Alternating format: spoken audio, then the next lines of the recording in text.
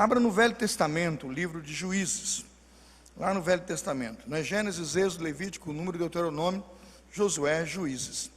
Você vai pegar esse livro onde você tem os grandes juízes que julgaram o povo de Deus. Muito antes de Deus estabelecer os reis de Israel, ele estabeleceu juízes que respondiam, pelo governo e pela liderança do seu povo. Nós vamos hoje analisar um pouquinho, rapidamente, alguns episódios da história de um homem chamado, um juiz chamado Gideão, que venceu, e todo mundo já conhece a história, não é? Dos cristãos que estão aqui, que estão na internet me ouvindo, ele venceu a batalha contra os midianitas. Vamos ler então Juízes capítulo 7, nós vamos ler os versos, nesse primeiro momento, de 1 até o 11. Juízes de 1 a 11, só a primeira parte, por enquanto, será suficiente para começarmos a meditação dessa noite. A palavra do Senhor diz assim, Juízes 7, 1 em diante. Então Jerubaal, que é Gideão, se levantou de madrugada, e todo o povo com ele havia, e se acamparam junto à fonte de Arode, de maneira que tinha no arraial dos midianitas, para o norte, no vale, perto do outeiro de Moré. E disse o Senhor a Gideão: muito é o povo que está contigo para eu dar aos midianitas em sua mão, a fim de que Israel não se glorie contra mim, dizendo: a minha mão me livrou. Agora, pois, apregou aos ouvidos do povo, dizendo: quem for medroso e tímido, volte e retire-se apressadamente das montanhas de Gileade.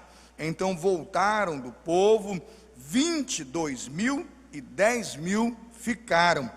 E disse o Senhor a Gideão: ainda há muito povo, faze-os descer as águas, e ali os provarei. E será que daquele que eu te disser, este irá contigo, esse contigo irá, porém de todo aquele de que eu te disser, este não irá contigo, esse não irá. E fez descer o povo às águas. Então o Senhor disse a Gideão: qualquer que lamber as águas com a sua língua, como as lambe o cão, esse porás à parte, como também a todo aquele que se abaixar de joelhos a beber. E foi o número dos que lamberam, levando a mão à boca, 300 homens. E todo o restante do povo se abaixou de joelhos a beber as águas. E disse o Senhor a Gideão: com estes 300 homens que lamberam as águas, vos livrarei e darei os midianitas na tua mão. Portanto, todos os demais se retirem, cada um ao seu lugar. E o povo tomou na sua mão a provisão e as suas trombetas, e enviou a todos os outros homens de Israel, cada um a sua tenda. Porém, os 300 homens reteve. Estava o arraial dos midianitas embaixo, no vale.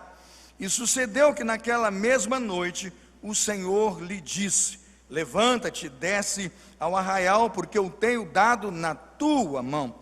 E se ainda temes descer, e desce tu e teu moço Purá ao arraial, e ouvirás o que dizem, e então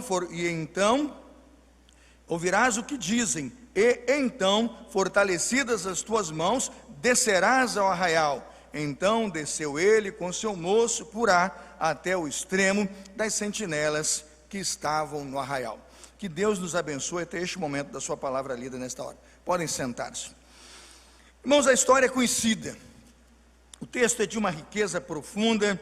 Eu creio que você deve concordar comigo que esse é um dos textos mais preciosos da palavra de Deus.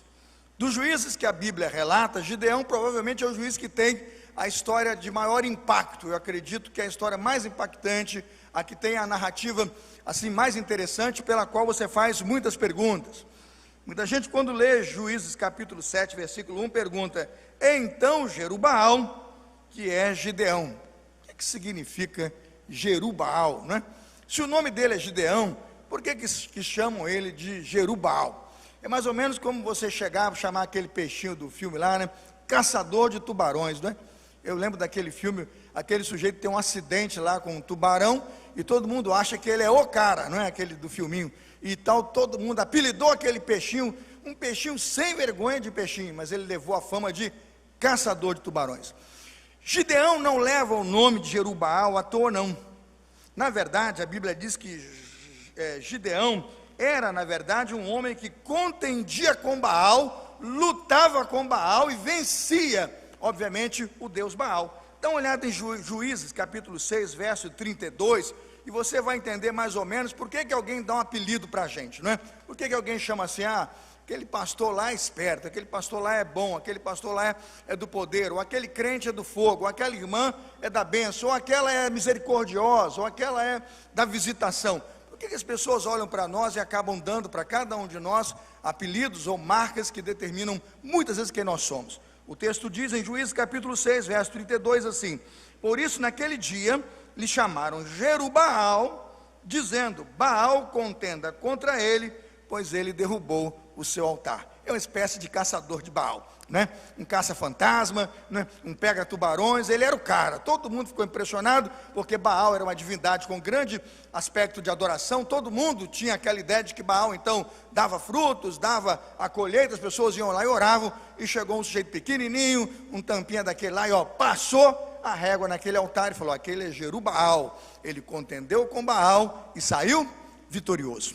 Hoje eu queria pensar com você que nós estamos precisando levar alguns apelidos melhores do que os que temos, né? Precisamos levar nomes mais bonitos muitas vezes do que nós estamos recebendo, né? Alguns estão chamando a igreja hoje de omissa, alguns estão dizendo que os cristãos são covardes, né? Que alguns são medrosos, não são ousados, não são tementes a Deus. Muitos estão olhando para a igreja apontando o dedo, dizendo: não tem compromisso, não tem compromisso com o Senhor e com o seu reino.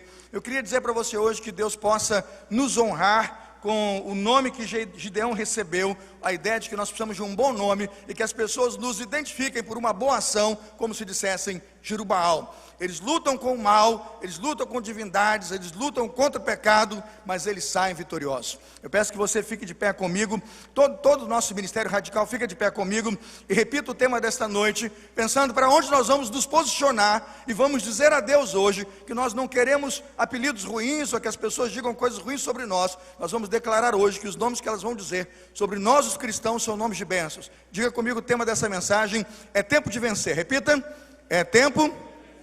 Eu queria que cada pessoa que está em casa, se nós tivermos 40, confere para mim, se nós tivermos 40, se nós tivermos 30, eu quero ver 30 linhas. Se tiver 42 aí pessoas linkadas, eu quero ver 42 linhas, dizendo assim: é tempo de vencer. Sabe por quê? Se nós nos omitimos, se nós nos acovardamos, o inimigo toma espaço. Se nós fechamos a nossa casa e escondemos a nossa fé, o inimigo toma espaço. E se nós permitimos que ele tome espaço, nós somos envergonhados. Sabe por que a doença chegou na nossa casa e tem chegado e tem tomado? Porque a gente abriu a porta, porque a gente tem dado lugar e não tem chamado um nome que é poderoso, um Deus que é poderoso para dizer: nesta casa quem manda é o Senhor. Eu tenho entendido que Gideão veio lutar naquele dia e lutou com um grande nome de poder, porque ele lutou com um exército muito pequeno, mas ele chegou diante de um grande Deus e disse: Deus, se o Senhor disse, a vitória é sua. E ele venceu, porque ele sabia que era tempo de vencer. Repita comigo: é tempo de vencer. Eu quero ver os irmãos da internet publicando. Conta para mim, pastor Marcos. Eu quero ver o número de pessoas, o mesmo número de linhas, para a gente ter a ideia hoje de que tomamos posse, de que o nosso nome não é derrotado, de que o nosso nome não é derrubado, que o nosso nome não é caído ou decadente. O nosso nome é uma igreja vencedora, um povo vencedor, chamado para receber do Senhor as vitórias que Ele tem para nós. Amém, irmãos? Vamos orar então pela mensagem que vamos ouvir nessa noite. Bondoso Deus e amado Pai, nós declaramos que esta palavra hoje é para nós inspiração.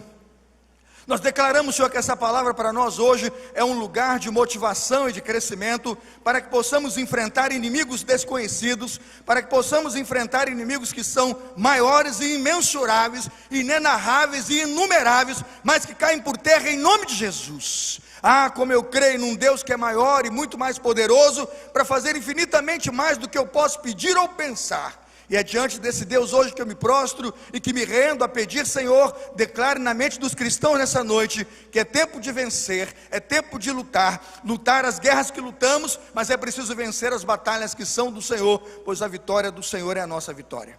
Ah, Pai bondoso, santifica-nos com a sua palavra, em nome de Jesus, amém. Os irmãos podem sentar-se. Irmãos, usaremos o episódio da vida de Israel, a batalha de Gideão, como sendo aquela luta que todos nós precisamos lutar todos os dias. Pense conosco que midianitas estão em torno da igreja. Pense conosco que os exércitos do inimigo continuam cercando a igreja e continuam fazendo dela um lugar em que ela precisa se posicionar e precisa declarar que ela está ao lado do Senhor e da sua vontade. Primeiro me lembro que quando Gideão foi buscar a sua vitória e foi caminhar com o povo na direção de vencer o exército dos midianitas, que eram seus inimigos declarados, o primeiro teste que Gideão fez foi reconhecer que aquela provação que estava posta sobre o povo, ela vinha do Senhor. Dê uma olhada em Juízes capítulo 7, versículo 4, eu não sei se nossa equipe consegue acompanhar o sermão, eu sei que é difícil, né? Mas se conseguir ajuda muito. Juízes 7, 4, há uma palavra muito específica, mostrando que Gideão compreendeu que os testes pelos quais ele passaria, e o povo passaria, e que ainda não era guerra, vinham do Senhor. Tem gente que acha que Deus não prova o seu povo. Deus prova o seu povo. Juízes 7:4 diz assim: e disse o Senhor a Gideão: ainda há muito povo, faz-os descer as águas, e ali, diz a minha versão, e ali os provarei. Aquela é a palavra, ali os provarei. Está no versículo de número 4 de Juízes 7. Irmãos, algumas provas e provações vêm do Senhor mesmo. É Deus nos provando. Muita gente pensa que Deus está provando a gente para que Ele possa conhecer quem nós somos. Pelo amor de Deus, Deus já sabe quem nós somos. Quem não sabe quem nós somos, somos nós. Deus quer que você olhe para você e sinta vergonha quando você sai correndo, não é? Ele chamou você para enfrentar o gigante, aí era para você pegar lá a sua funda, girar e derrubar o gigante. Quando você pegou as pedras e deu no pé e disse: o gigante é muito grande. Aí você está sendo desvendado de quem você é. Você não é a pessoa que dizia que era. Você não é a pessoa que dizia que enfrentaria aquele gigante. E você não é a pessoa que Deus pode contar com você para enfrentar gigantes. Porque lá no vale você descobriu que na hora mais difícil você, correu. Quando eu penso em provação, eu tenho que me lembrar que Deus está fazendo muito a favor de me informar quem eu sou. Eu olho para esse texto hoje e agradeço a Deus que o povo do Senhor foi provado, e de 32 mil homens, 22 mil voltaram atrás. A primeira lista dos homens que voltaram atrás está no capítulo 7, versículo 3, creio que o Douglas vai colocar. Juízes 7, 3. Agora, pois, apregou aos ouvidos do povo, dizendo: quem for medroso e tímido, volte, retire-se apressadamente das montanhas de Gileade. Quem for medroso e tímido. Vamos lá, pastor Marcos, vamos fazer a chamada aqui. Quem for medroso e tímido, por favor, descer primeiro piso. Vamos ver quem vai ficar. Aí, bispo, fica? Hein? Ou vai descer? Quando olhamos para um texto como esse, parece que isso aqui é um ensaio, uma brincadeira. Não, irmão, nós estamos falando de 22 mil pessoas. Dá para encher um bairro, não dá? Tem prefeitura que é menor, tem prefeito, prefeitura e cidade que é menor do que isso aqui. 32 mil pessoas, 22 mil olharam. Eu falei: eu faço parte dessa geração, e voltaram. Quando ficou os 10 mil, eu lendo esse texto aqui lá, quando comecei a ler a Bíblia quando menino, eu disse: puxa vida, como é que Deus vai vencer? Como é que o povo vai vencer a batalha com 10 mil?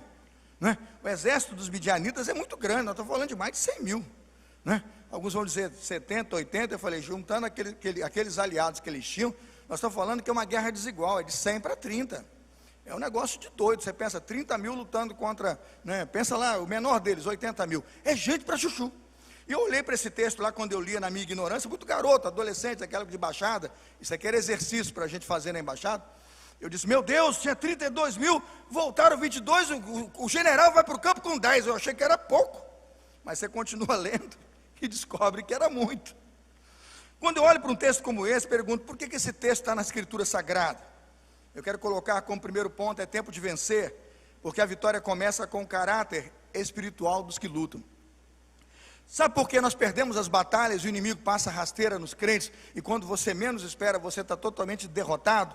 Porque nós não lutamos com o nosso caráter espiritual, nós lutamos com o nosso mau caráter, nós lutamos com os nossos projetos egoístas, nós lutamos com a nossa vontade. É interessante que você percebe claramente quando o indivíduo não luta com o caráter espiritual, quando ele começa a fazer politicagem, quando ele começa a fazer lobby, quando ele começa a assediar pessoas, quando ele começa a mover recursos humanos para tentar na humanidade e na opinião pública e no voto ou no grupo de pessoas mobilizar uma ideia de vencer. É aquele famoso quanto mais melhor. Isso não funciona. No mundo espiritual, as vitórias de um cristão, elas não passam pela quantidade de pessoas pelas quais você consegue movimentá-las para pensar como você ou agir como você. Ela está na condição de que você confia, que você pede a Deus, você ora a Deus, você confia que a obra é dele, que ele pode fazer, ele pode acionar aquelas pessoas, ele pode mover aquela igreja, ele pode mover aquela instituição, ele pode mudar a minha família, ele pode mover o coração dos meus filhos. Há muitas coisas que o homem não pode fazer, e muitas mesmo, e essas coisas só Deus pode fazer. E naquele momento Gideão foi levado a se lembrar que a vitória começa no caráter espiritual dos que lutam. Veja Juízes capítulo 7, versículo 2, onde nós começamos a mobilizar o nosso caráter em direção à vitória, e começamos a receber a vitória de Deus e não a nós, porque a nossa não nos serve. O que precisamos é da vitória de Deus, das lutas de Deus e das batalhas que Deus luta por nós.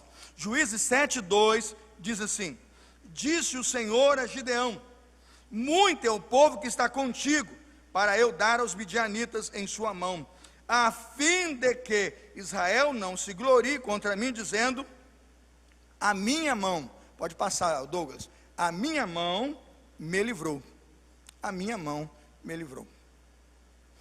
O que o texto está dizendo claramente aqui, queridos irmãos, é que se Gideão chega no campo com esses 32 mil soldados, e se eles vencessem, o que é uma possibilidade, porque Deus pode vencer com 32, como pode vencer com 300. Eu costumo dizer que é Deus com mais um é maioria, então eles venceriam. Mas o risco deles acharem que 32 mil soldados, essa seria a ideia, vamos pensar assim, cada um mata 5, cada um vence 5, cada um vence 10, então a gente ganha. Então, qual é o potencial de vitória? Eu que sou bom. O texto do versículo 2 de Juízes 7 está dizendo que eles foram obrigados naquele momento a confiar que quem lutaria por eles era o Senhor, e que a glória não era deles, era de Deus. Isso significa dizer que a nossa vitória começa no caráter espiritual de cada um de nós cristãos. A primeira característica de um cristão vitorioso é que ele é humilde. Ele conhece o coração do seu adversário, ele conhece o poder da soberba, ele conhece exatamente quais as armas que o inimigo usa para destroná-lo, mas ele vai dizer: nesta batalha quem me livrou foi o Senhor. Deus queria mostrar que a batalha não se ganha com muitos. Deus queria mostrar que a batalha naquele momento seria vencida quando eles decidissem servir ao Senhor, quando eles decidissem olhar para o Senhor e do Senhor receber a vitória. O que Gideão estava ouvindo de Deus? Sejam humildes e reconheçam a sua incapacidade. Se Gideão naquele momento não aceitasse, não assumisse a sua total incapacidade, certamente ele seria derrotado para aprender que sem Deus nada podemos fazer. A vitória começa, irmãos, do caráter espiritual daqueles que lutam. Precisamos ser humildes. Segunda característica, capítulo 7, versículo 3, precisamos ser valentes. Interessante o aprendizado, que o aprendizado custou à tropa do exército de Deus 22 mil baixas. Deus não precisa de multidões, Deus não conta com um número de pessoas ou com uma enorme quantidade de pessoas que queiram se alistar no seu exército. Deus está contando com pessoas que sejam ousadas, humildes, mas corajosas. Irmãos, e para ser humilde com Deus, tem que ser muito corajoso. Porque a humildade aqui representa abrir mão da segurança de um exército portentoso, da segurança de um exército numeroso. Essa humildade aqui não é o exercício da palavra falácia de quem diz assim: eu sou humilde, tão humilde, coitado, né? Eu sou humilde, tão humilde que me orgulho da minha humildade. Você dá até pena do cara falar assim. Não é esse exercício de humildade que Deus está falando, não. Deus quer provar a nossa humildade quando Ele dá 32 e tira 2, quando Ele dá 32 e tira 10, quando Ele dá 32 e tira 20, quando Ele tira 22 e ficam 10. E vai provar quando de 10 Ele vai tirar 9.700 soldados. E vai perguntar: vai encarar, meu filho? Você vai descer lá na fronteira do inimigo? Porque de 32 mil eu consegui filtrar 300. Olhe para esse texto e entenda o que significa ser valente. Valente significa ser humilde, ser obediente e ser capaz de ver um Deus que nos usa e nos dá condições de entender que Ele, quando está conosco, é poderoso para vencer qualquer batalha. Olha comigo Apocalipse capítulo 21, versículo 8. Abra sua Bíblia aí. Apocalipse 21, 8 diz assim: mas quanto aos covardes, e medrosos. A sua parte é no lago de fogo e enxofre. Lá é o lugar da segunda morte. Eu olho um texto como esse e digo: Senhor, que texto duro. Covardes e medrosos não tem parte comigo. E aí você está lendo Apocalipse 21, é o último livro da Bíblia. Eu estou lendo agora Juízes, capítulo 7, versículo 3. Quem for medroso e tímido, por favor, volte para trás. Você não vai ajudar, você vai atrapalhar o projeto de Gideão e o meu projeto de vencer aquele exército nesta noite. Irmãos, sejamos hoje humildes e sejamos capazes de reconhecer que é com ousadia, força e coragem, com dependência de Deus, que conseguiremos ficar entre os 10.000, mas ainda não somos os 300 de Deus. Em terceiro lugar, a vitória começa no caráter espiritual dos que lutam. Por quê? Porque é necessário comprometimento com a missão. Quanta gente recebe uma missão e não tem compromisso com a missão de Deus? Quanta gente recebe uma direção de Deus e não tem compromisso com a direção? No primeiro vendaval, o camarada esquece e perde a direção, e perde a missão, e consegue abandonar a missão de Deus por coisas que estão na periferia do Evangelho, ou mesmo do que chamamos vontade de Deus. É necessário compromisso com a missão, porque quando Deus enviou Gideão àquele rio, dos 10.000 soldados, estes não eram medrosos nem tímidos, ficaram 10.000, mas agora Deus iria fazer um filtro de 10.000 para 9.700 que voltariam. Qual foi o teste? Comprometimento com a missão. Você está sendo chamado para uma guerra. A ideia é que você vai precisar daquele cântaro de água. Já percebeu aí que a arma da vitória deles é um cântaro de água. Eles não vão pegar água no rio, eles têm que beber água, porque lá na frente vão depender dessa água para lutar. Eles vão esvaziar o cântaro. Eu tenho essa percepção, porque eu fui militar, eu sei o que é o cantil. Eu falei: se vai botar fogo dentro do cântaro, não vai ter água ali dentro. Então eu fiquei entendendo, para que esse teste? Ele tem a ver com a missão. Eles esvaziam o cantil e aprendem a ficar sem água. Lá na frente eles vão saber por quê, tem coisa que a gente não sabe. Agora fala assim para os 10.000, bebe água. A primeira geração, os 9.700, eles se ajoelham, põem a mão no chão e, como um cachorrinho, como um animal, eles vão direto com a boca na água. Ou seja, baixam a cabeça ali mesmo, bem embaixo da água. Se fosse daqueles rios da África, o crocodilo já comia a cabeça. Eu estava no rio Corumbá, num barco para revitalizar uma igreja. Não foi plantar, a igreja já existia, foi revitalizar, foi pintar. Eu sei que em algum momento eu estou passando a mão na água, tá a lancha lá, passando a mão na água, peguei lá um aguapé, rapaz, daqui a pouco a lancha parou, eu fui passar de novo a mão na água, tinha um baita de um jacaré, eu falei: quase que fico sem mão. Aí o moço: o que foi, pastor? Eu levei um susto. Aí isso é pequenininho, isso come só o dedo, o que come a mão deve estar mais no fundo. E eu disse: Jesus tem poder. Tem que ter muita coragem para colocar a sua vida em risco e não perceber que você não é um bom soldado quando você não sabe o que você está fazendo. Você está na fronteira do inimigo. Você não pode ajoelhar, entendeu, bispo? Não pode ajoelhar, bater a mão e, como um cachorrinho, botar a boca na água. Pode ter um parasita, você tem que, limpar a água, subir a mão para filtrar. Quando você sobe a água na mão, você faz o quê? Faz um filtro, muita coisa ruim sai e você consegue ver a água que você bebe. E você lambe e bebe aquela água da mão. Mas o povo ajoelhou, botou a mão e, como cachorro, mergulhou a cabeça. Aí Gideão falou: vocês, para o lado de lá, 9.700, mas 300 foram igual aquele militar ali, 300 pegaram, ajoelharam, olha para um lado, olha para o outro, olha para a água, vai que tem uma sucuri daquela enorme ali, a sucuri vem por baixo, ele dá uma gravata nela, dá um cata, como é que chama aquilo?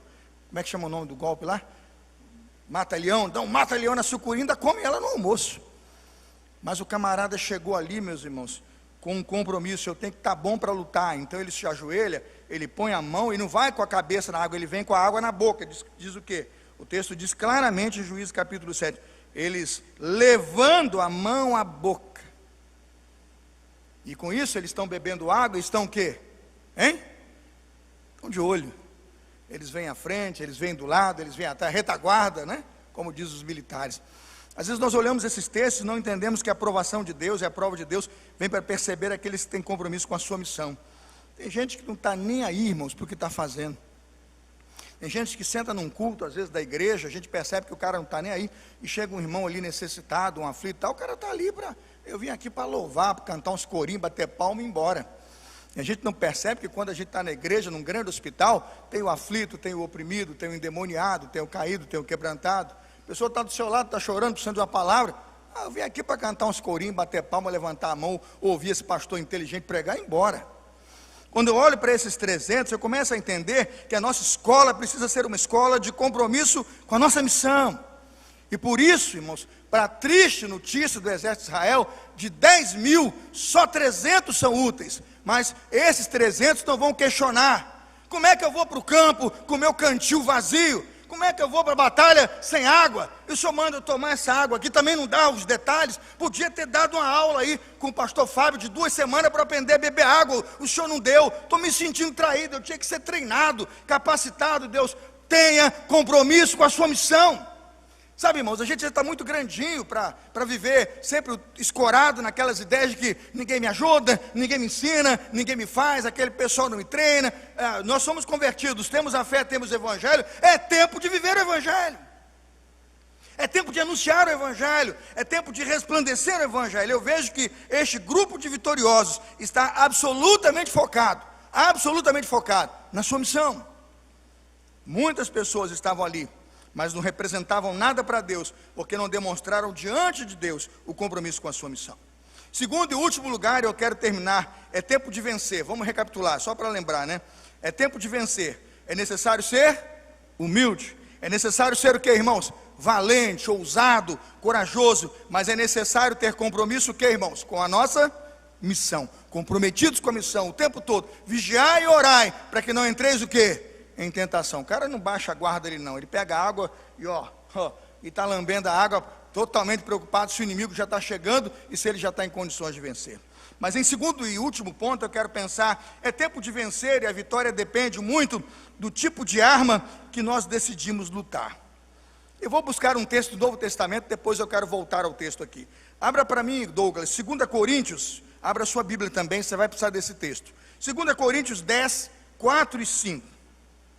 2 Coríntios 10, 4 e 5. Vou ver se eu localizo junto com você. 2 Coríntios 10, 4 e 5. O texto é, obviamente, num outro contexto, mas eu queria a expressão que Paulo usou, que é uma expressão muito forte. E essa expressão muito útil para nós na aplicação que vamos fazer aqui. 2 Coríntios 10, 4 e 5 diz assim: porque as armas da nossa milícia não são carnais, mas sim poderosas em Deus para a destruição das fortalezas. Destrói argumentos, destrói a avidez que se levanta contra o conhecimento de Deus e leva cativo todo o entendimento de obediência a Cristo. Repito aqui, versículo 4, 2 Coríntios 10, 4. As armas da nossa milícia não são carnais, mas poderosas em Deus para destruir fortaleza. Eu fico pensando quantos iriam para uma guerra contra um exército poderoso, com trombetas e tochas. Trombetas e tochas. Irmãos, é quase o cúmulo do ridículo. Eu fui militar, 2 anos e 10 meses. Fiquei lá como 3º sargento, né? Trabalhei com metralhadora, morteiro, canhão, .50. Manuseei 9mm, aquilo tudo lá que você conhece. Fiz aquele curso todo para poder me formar. Até aquele canhão do ombro que você atira, a gente deu tiro lá em Morro do Coco. Experiência interessante. Imagina se o meu general chega e fala: guarda lá o seu fuzil, tira a baioneta, as suas granadas pode depositar de volta no paiol, é o paiol que você guarda a granada, e vem comigo, traz aí uma trombeta. Imagina a corneta do desfile. Eu vou com Eliseu, corneteiro e com cântaro. O meu cantil de água, e diz: e bota gasolina que ele vai ter que pegar fogo. Eu falei: meu irmão, o senhor está doido, coronel, cantil para botar água? Não, bota gasolina, o querosene, que ele vai pegar fogo, vão queimar o cantil. Eu falei: meu Deus, o coronel ficou doido. Por um exército que vinha lutando, irmãos, e esse exército era o terror dos terrores, porque onde esse exército chega, a vitória é ganha. Gideão está famoso, é por Gideão, quando o pessoal dizia: é por Gideão e por Deus, né? O brado de guerra é em nome de Deus e de Gideão. O brado de guerra era esse. Ele era o general, irmãos. Eu imagino todo mundo reunido. Imagina, Alexandre, na reunião lá, para a reeleição de Gideão como coronel. Vamos tirar esse coronel urgente. Chama um psiquiatra, que o cara tinha 32, baixou para 10. Mandou 22 para casa. Depois dos 10, que eram 10 homens valentes, que os caras disseram, a gente fica. Os medrosos foram embora. Ele tirou 9.700, mandou embora. Ficou 300. E agora o cara manda deixar escudo, espada, fica tudo aqui. Nós vamos para lá com tocha de fogo no cantil, nos cântaros e trombeta.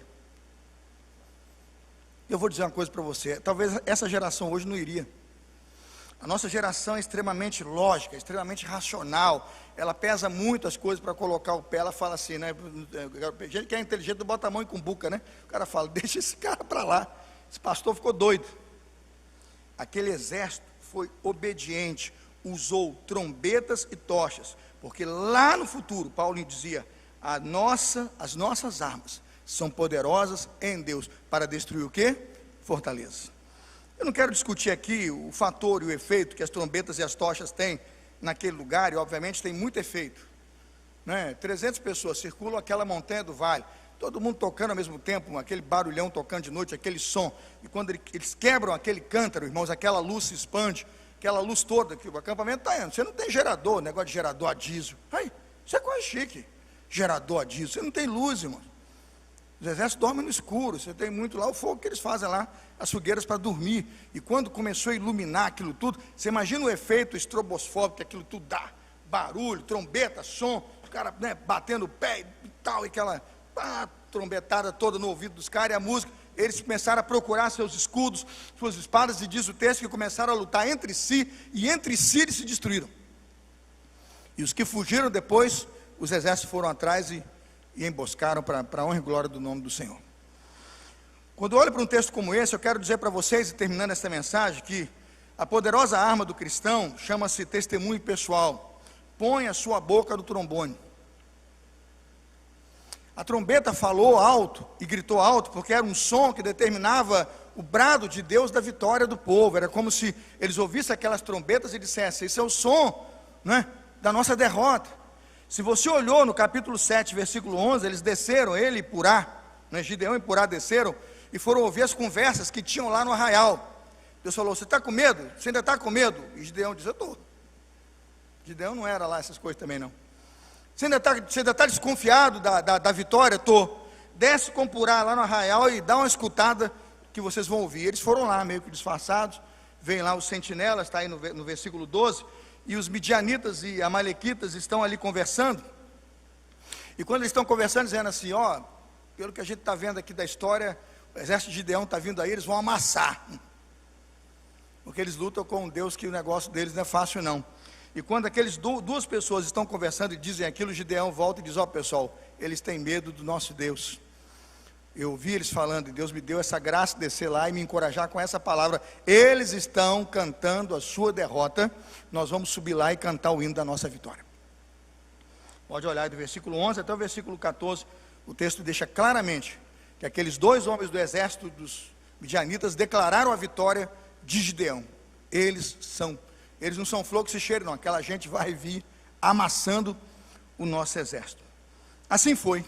Porque a poderosa arma do testemunho pessoal é a mais poderosa arma que o crente tem. As trombetas falam do nosso testemunho verbal, daquilo que a gente vai falar, como se a gente abrisse as nossas bocas, os nossos lábios para dizer, Jesus Cristo é o Senhor.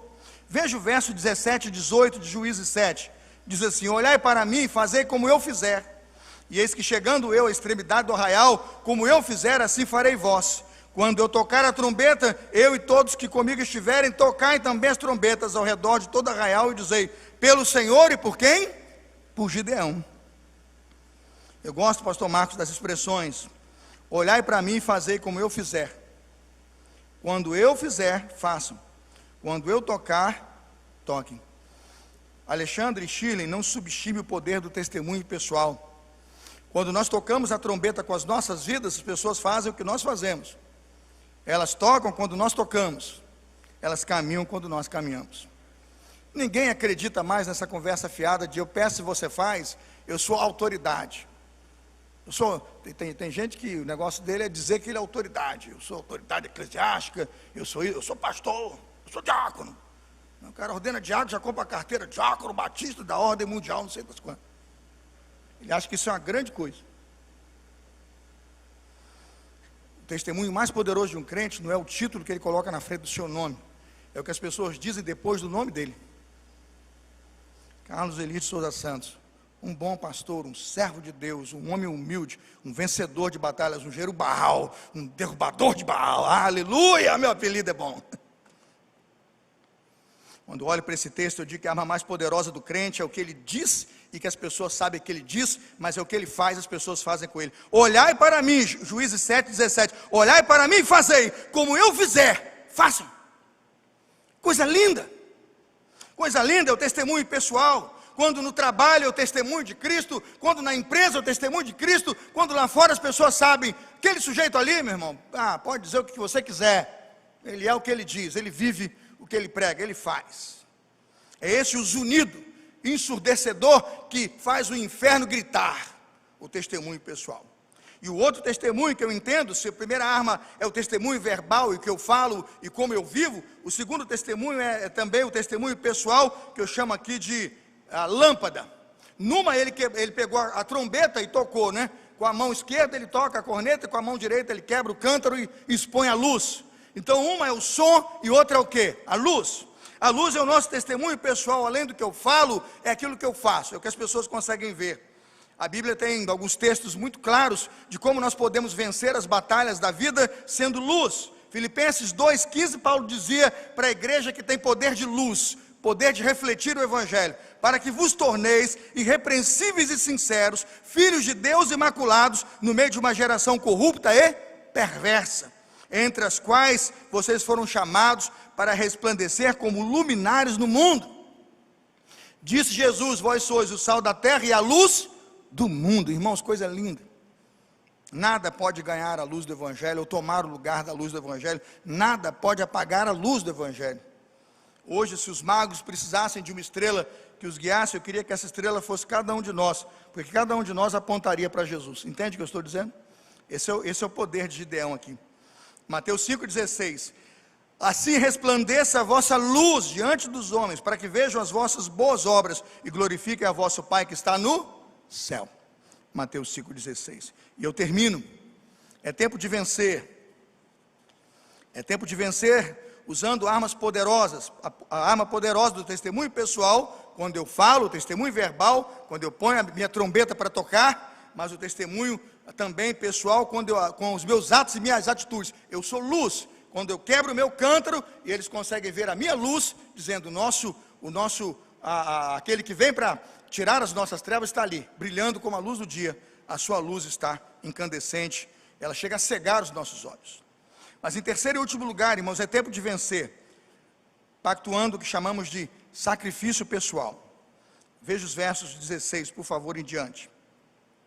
Verso 16 em diante. Então dividiu 300 soldados em 3 companhias, pôs nas mãos de cada um deles trombetas e cântaros, vazios, contendo tochas acesas. Então tocaram as trombetas, despedaçaram os cântaros que tinham em suas mãos. Para que serviam os cântaros? Já falei, não falei? Para levar água. Esses eram os cântaros. Eles abriram mão de levar a sua água para a batalha, para colocar ali a chama da sua vitória, porque Deus havia dito, hoje, o seu objeto, aquilo que você usa para o seu fim pessoal e para seu interesse particular, vai servir para a minha glória. Quebre seu cântaro, deixe a luz brilhar. Mas nenhum soldado, pastor, pode lutar sem água. Irmãos, nenhum soldado pode vencer sem Deus. Quebre seus cântaros. Eu acredito que hoje, a vitória de Gideão só aconteceu porque soldados decidiram, ao invés de beber água, e é um tal de beber água na hora do sermão, meus irmãos, aqui ninguém foi, é tudo radical. Mas domingo tem os tal dos radiquinhos, né? Aqui tem os radicais. Os radiquinhos são um tal de vai, volta. E eu fico pregando, estou vendo qual pipa. Ô sede, eu falo, quebra seu cântaro, irmão. Deixe a luz de Deus brilhar. Que vitória, que dia para celebrar. 32 mil, 22 mil voltaram. 10 mil, 9.700 voltaram. 300, os 300, com cântaros e com trombetas, e muito sacrifício pessoal, obediência e dependência de Deus, cravaram a maior vitória do povo de Deus. Todos os midianitas foram derrotados. Em nome de Jesus, aprenda o caminho da humildade, aprenda o caminho da coragem e da ousadia. Não seja tímido, não seja medroso. Em nome de Jesus, escolha armas poderosas. Testemunho pessoal, o que você fala é verbal, tem que ser assim, sim, sim, não, não, e o que você vive tem que ser real. Seja luz, com sacrifício pessoal, quebre seus cântaros, quebre seus cântaros. Seu cântaro pode ser aquilo que você confia e acha que não pode chegar no campo de batalha sem. Deite sua espada, deixe seu escudo, suba aquela montanha com um cântaro e uma trombeta, e a vitória é sua, em nome de Jesus. Se você entendeu esse texto, você saberá que Deus tem um grande recado para você. Faça parte da geração dos 300 de Gideão e compreenda que poderiam ter 32 mil sentados aqui. Deus não quis. Deus quis 300. Que Deus te abençoe, em nome de Jesus. Hoje é o dia da nossa vitória. Nós somos mais do que vencedores. Amém?